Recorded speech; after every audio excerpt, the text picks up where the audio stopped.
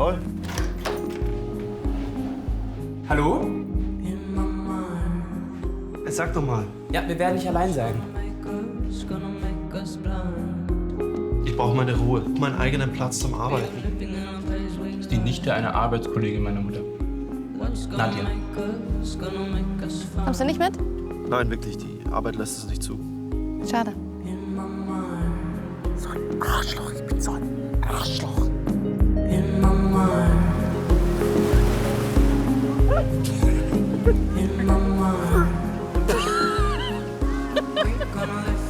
Ich habe ein Buch geschrieben, beziehungsweise das ist ein Manuskript. Der Verleger findet es scheiße. Der kommt morgen vorbei, um es mir in die Ohren zu hauen. Darf ich es mal lesen? Auf keinen Fall. Also versteh mich nicht falsch, aber eine falsche Bemerkung, ein blöder Kommentar. Schon gut. Ich hab's verstanden.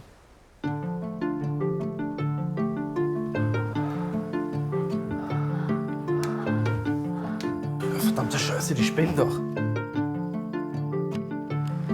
Nadjas Stecher ist Bademeister. Echt jetzt?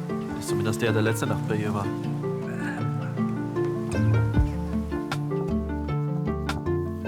Riech mal.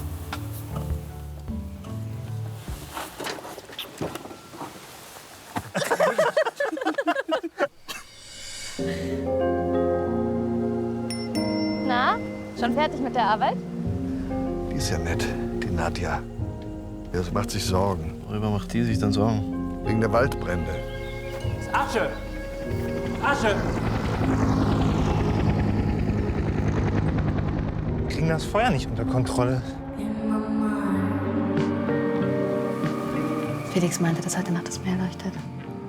Hast du es schon mal gesehen? Ja, ja. Komm doch mit.